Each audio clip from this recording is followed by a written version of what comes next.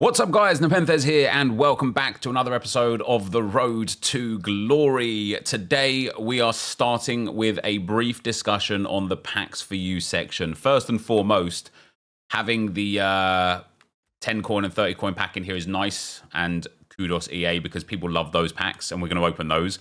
But secondly, we've also got the Welcome to the Team pack and Ultimate Supporter pack, and this has caused a lot of rightful outrage from the community because this is in effect a loyalty pack, Ultimate Supporters pack. You're seeing this because you've entered Ultimate Team for at least 30 days. Includes 2 Trailblazers, Centurions, Triple Threat, FC Pro Live cards, and 85 other cards that got one guaranteed to be 87 or higher.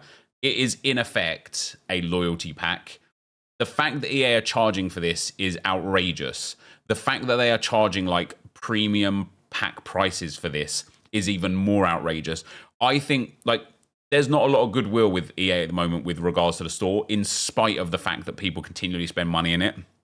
But I think that if this pack here, this Ultimate Supporters pack, was like 10,000 coins or 100 FIFA points, and this one here was like 500 coins, I think people are like delighted about this. I think they're looking at this being like, yeah, you've actually okay, if maybe I don't have 10,000 coins spare, I've got 100 FIFA points spare, that's all right. But the fact that they've put it as premium pack prices is just wild. Now, we're going to open the 10 and the 30 coin pack because I want the rares.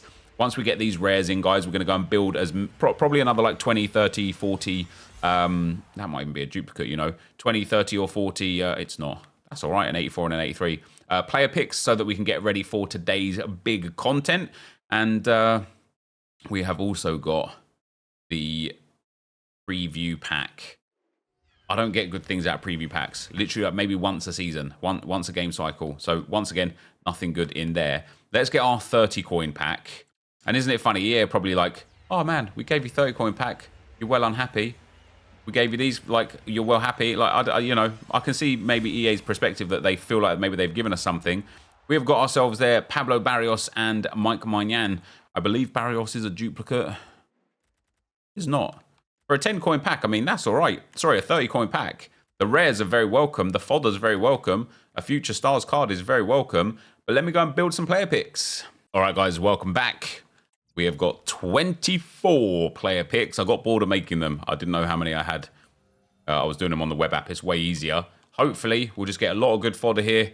Maybe the odd Future Stars or 2. And it would be super nice if EA blessed us with an icon. I know I'm probably asking for a lot. I am going to take Hummels over Serge Gnabry there. I'd rather go for 1 rating lower, but getting a non-dupe than getting a duplicate 1 rating higher. Unless it was maybe like an 88 or an 89 or something like that, then I'll take the duplicate, of course, because we've still got a few SBCs we want to do. Oh, yes, there is our Future Stars. It's Gurma. She's not grand or anything. I probably won't use her in game. She's 10,000 coin discard price. But hey, you don't mind a little bit of a Future Stars walkout, do you? Oh, another one. Oh no, it's a Paroma Inform. Again, absolutely delighted to take informs from these player picks because the 84x5 requires an inform with the 82 rated squad. So an 85 rated there allows us to put in 3 82s and the rest 81s and 80s, I think. We've also got Cristiano Ronaldo, our second walkout of the player picks. Can we get a third, a fourth, a fifth? Huerta in there. Can we get a big, 90-plus Future Stars? Or we get Danny Parejo, another walkout. That's 3 86s. Delightful. Delightful. We get Lopez 82. We're also going to pick up Ericsson 83. Come on, EA. I know you've got a cheeky little icon hiding in one of these player picks for me. Inigo Martinez 82. Barcelona immune to clean sheets this year. It's unbelievable how bad they are defensively. We get Lukaku in the next one. And Jons Dottir in the next one. She's got giant throw-in. We're going to be picking up 84 Fishlock. Cracking name, to be fair. Cracking name. And then 81 Dries Mertens. We've got 6 more to go. 83 Oyarzabal. Followed by 84 Carrasco. These haven't been stellar, I can't lie. They've not been awful either. They have given us exactly the fodder that we needed. I will take an 87 Mike Maignan. He'll go into an SBC. We'll take 83 Jorginho. We will take 82 Sembrant. And we will take 85 Bright. It wasn't bad. We got an 87, an 85, a couple 84s, an 86, 2 more 86s, a lot of 83s and such. Good amount of fodder for the upcoming content, which is quite nice. All right, because I'm impatient, I haven't waited for the 6 p.m. content yet to give us the re-up of stuff. Instead, I built the 86 base triple threat UCL, UWCL Heroes player pick. We got Canu yesterday. Let's hope for Alex Scott today would be ideal. Or just one of the good ones, you know what I'm saying? And we get Gomez, Milito, Park Ji-song, and Berbatov. At least the fodder for Milito is good. He's got power header, finesse trivela, and power shot. He's got good stats, like a hawk on him. I might give him a try, guys. Hilo work rate's 3-star, 4-star. I might not as well. We are going to take him either way. I don't think he's worth much on the market. He's not 60k or whatever, but a nice bit of fodder for the next SBC. And for now, I've got some grinding of Evos to do. Anyway, we have got 3 84x5s. Come on, EA. Yes, give me that future stars, baby.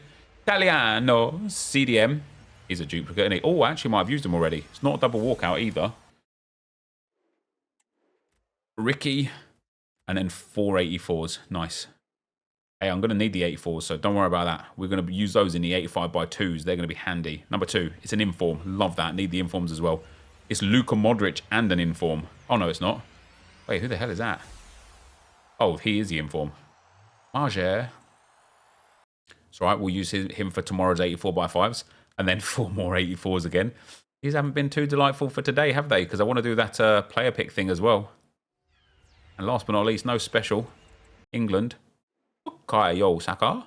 Oh, Trebion. Ruben Dish. Trent and 3 more 84s. Let's go and do the 85x2s. So when he uses words I've never even heard, I'm like, oh, is he talking French to me? All right, here we go. Oh, never mind. Endo. Might be a double walkout with another one behind, mind you. It wasn't. I'm going to go and put Endo into that SBC. Well, I am going to, but I'm going to throw her away first, and I will quick sell recover her for that other SBC. But I need to get the player picks in first. 85x2, number 2. Nothing special out of this one. Just don't give me a duplicate. Marquinhos and Bright. And 85x2, number 3. See, I love this daily content from EA. Then we play 3 games, get the daily play stuff, and then bosh, everyone's happy, you know. Mappy Leon. Rudiger and Laporte, they were awful today. They were awful yesterday as well, to be fair. All right, guys, welcome back. Unfortunately, when I turned my computer on this morning and recorded all of this stuff, which was live, my Windows did an update yesterday, and sometimes it does and sometimes it doesn't, and this was one of those times that it does. It absolutely destroyed all of my audio settings, and so my microphone didn't record. So that's fun. What a waste of time it was, because there were some good discussion points. What you just saw, what you're seeing on the screen now is me. I basically got rid of every low-rated rare gold and as many commons as I could in these player picks. The lowest rated rare gold I left myself with was 85 Rudiger. The idea behind these picks was to build these picks, get some fodder, the 84x5s, the 85x2s, and anything else that we need. And then also there's the 87 plus Winter Wildcard Team of the Group Stage pick, which we're doing today as well, because obviously I want to get Bukayo Saka. The 3 players that you saw that I had there, Mappé and the other 2, I went back and got those from Quick Sell Recovery, along with the Endo that you saw at the end there as well. And we use those in that as well. So my fodder game is a bit weird at the moment, because like 80 rateds and lower I have in abundance, only commons, mind you. And then 85s and above I have in abundance. And once again, there's just no place for there's no way to get like 80s to 83s other than these player picks, right? And these player picks are obviously very, very good. I like them a lot. I think they're great value. But it always seems to be, not always, this year it seemed to be, that EA are releasing content that completely drains one level of card type. I don't mean like specific card, like, you know, informs or something like that, although that is quite true, but they either seem to release SBCs that completely drain you of like 85 to 90 rated cards to the point where 86 and 87s were going extinct, or they they give you upgrade SBCs or other SBCs that leave you completely bereft of 80 to 83 rated cards, or they release other things. Like now, it's like I have no rare golds in my club, and there's not a like quote unquote reasonably easy way to get them. You have to grind hard for them, yet it's reasonably easy to get literally everything else. And so it would be nice, EA, if we just had a little bit of balance. So because this was live, guys, and now it's post-com, I've gone back to yesterday's video and got some comments. Obviously, yesterday we was talking about how can I be so bad at champs, yet so good at rivals? And obviously rivals is not more, but it is like a war of attrition, right? Like the longer you play rivals, you will inevitably just move up. But I actually think the fact that we've got to Division 1 in this short season is massive. And I'm overall quite happy with the fact we got to Division 1. If you asked me personally, what does somebody in Division 1, or what should somebody in Division 1 get in champs? What would you guess as an estimate that they would get in champs in Division 1? I'd say like 14 to 16 wins would be where they get to. I can't, and we're going to talk about that. We've got a few comments from today. So these were my options. I think Lawrence is a fun card, but it's not the right back version, and Catley's not going out of my team. I think Foden is the most expensive card there, but he's 4-star, 3-star, doesn't get anywhere near my team. And then I looked at Richarlison, and he's actually got like aerial power header, 4-star, 5-star, some decent properties. So I did take Richarlison to put into the games that we were playing today. They were just some champs qualifier games, nothing too serious. We've also got John Jules in the team still to try and evo him. I'll get into a point for this weekend where I really want to have, not John Jules, but he's expiring soon, which is why I'm doing him now. I really want to have Brobby. I really want to have Hetrauda. If we get one of the midfielders, I really want to have one of the midfielders as well for the weekend league. And just in general, I want to try and get as many of these Future Stars Evos in the team as possible. Obviously, I've like improved my team, going away from the Arsenal players again. Not that I'm going away from them on purpose or anything, but actually we'll kind of discuss that a little bit as well. So Timo says, I'm in Division 4 and I get 14 to 17 wins depending on how chill I am, but I would probably not be able to get to Division 1 or Elite in Rivals. I just can't stand sweating in Rivals. Every game seems so hard and it feels so pointless. And this is a comment that was very much the opinion of lots of people. Rivals is just so sweaty that after, in champs, even if you only got 11 wins or 14 wins, or, you get 14 to 17 wins, in champs, you just will get some easy games.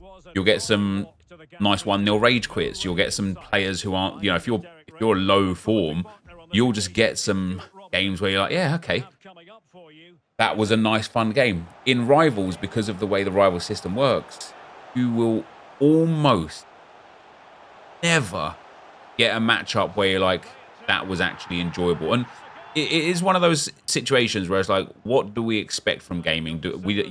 It would be equally as boring to just smash everyone's face off every game. Like, imagine playing squad battles on beginner every day, all day, every game, all the time. You would be bored out of your brain. I already don't like playing squad battles, but that's what it would be like if you just came up against favourable players all the time. I don't think people want that either. But I think form-based matchmaking is so much more valuable than skill-based matchmaking. What's interesting for me personally is I seem to have this weird mental thing where when I know I'm coming up against somebody who's good, I prepare and play according to that. That's not to say that I don't get frustrated when playing Rivals, or I don't still get disappointed if I lose when playing Rivals. But I know that who I'm going to come up against is going to be good. I know they're going to have sweaty tactics. I know they're going to have a sweaty team. I know they're going to be abusing all of the game mechanics they can. I know they're going to be like trying goalkeeper movements and like glitched corner techniques and such. I know that they're going to be doing those things because that's what a high-level player does. Why I can't take that same mentality into champs and just presume that everyone's going to be good, I don't know why. Like, if I play 20 games of Rivals, I might even lose 10 of them. But if you win 10 games of Rivals, even out of 20, right, in a high division, that level of player that you're playing against is probably one of the best levels of players you'll play against in 20 games of champs. And I always think about this, and this is what I always get like frustrated with myself. It's if I played 5 games of Division 1 to warm up for champs, it would be incredibly unlikely I would play a single player as good as the 5 players I played in Division 1 Rivals. Maybe I still would, but it would be incredibly unlikely. Maybe I'd play 1 or 2 like better. Maybe I'd play like 1 or 2 around the same skill, and then the rest would be worse. But the difficulty comes from, like, for example, this first game that I played here, the guy was terrible. He was awful. He couldn't pass the ball properly. Like, he didn't do anything that made me think he's like a quote-unquote sweaty player. And I did end up winning the game, but I went 1-0 down. And because he was just everybody in the box, I was finding it hard to break him down. And even though the commentary was live and it's not now, I was getting stressed and flustered. I was like, guys, man, 60 minutes in, and I still can't get a goal against this guy. And the reason why I ended up getting a goal is because he made a mistake in the defense. I got the ball straight through to Milito, and I got the goal back at 1-1. And when I got it back to 1-1, he crumbled. He went all out attack. Even at 1-1, he went all out attack to try and get back into the game. This guy I came up against here as well, just as a to pre-warn you, I lost this game. He switched into 5 at the back straight away and played 5 at the back of the whole game. But this guy was insane at the game. And these are the games where it's like, I think I lost 3-1 in the end, or maybe 4-1. I missed a penalty as well. But like sometimes like you do match up against good players, and sometimes you just sit there and you're like, fair enough. Like I played this game and I tried hard. I made some tactical changes. You can see Zidane's stamina here as well. I went like constant pressure and all out attack. Like I tried my best to get back into the game. And at the end of it, I was like, yeah, fair enough, guys. Like you know, it sucks playing against 5 at the back, because 5 at the back is genuinely so strong this year, especially if you're a decent player. And this guy was just real good, man. He knew how to use Harry Kane. Like, look at Harry Kane here compared to Cafu. Like, you'd think Cafu would get the ball there, but that shot, I mean, goalkeeper's just watching it as he shoots it. But this guy was just, like, he was good. And it's like, yeah, like, fair enough, man. Tip my hat to you. And that's the way I play in Rivals. Is like, I know it's going to be a tough game. It was a tough game. This guy played well. GG's to him. So we do get some packs at the end here as well, guys, from the daily reward stuff. As one of the other comments I've got was from Wim. He says, I'm 38 and play daily, but I still consider myself a casual. It's mad reassuring someone like Nep, who plays this game for a living, is also struggling on weekends. It does beg the question why we keep putting ourselves through this. A game should be enjoyable at the end of the day. EAFC is neither fun nor rewarding to play. And isn't that something? I see Run the Foot Market Nick use this kind of terminology all the time, but he doesn't like a lot of aspects of this game, as a lot of us don't, but he makes a living from playing this game, and I'm the same. There's a lot of things I don't like about this game, but, you know, at the end of the day, I will play it, I will persevere, because I make a living from it. However, you're so right, Wim. Like, this game should be fun and rewarding, or fun or rewarding, I think people would settle for. But the fact that at this moment in time, this game is not fun or rewarding leaves us in a bit of a predicament. And I asked the question to you guys, what could EA do in the current iteration of the game, the way it is right now today? Not for next year, or not looking backwards, not adding things that used to be in the game. Within the current game's world, within what we actually have available to do on a day-to-day basis, what could EA do to inject fun into this game for you? What could EA do to make you be like, you know what, I can't wait to actually just go into a Rivals game. Can't wait to play a Squad Battles game. Can't wait for the, you know, whatever it is that comes next. Like, what could they do? Because I don't know. I just don't know. But anyway, that is going to be it for today. Got the 84x4 to end with, guys. As always, thank you very much for watching. If you enjoyed it, be sure to leave a like, rating, comment, subscribe to the channel. If you haven't already, we did get a Bernardo Silva there, and also a Hoiberg and Ginter. But yeah, thanks for watching, and I'll see you next time. I'm out. Peace.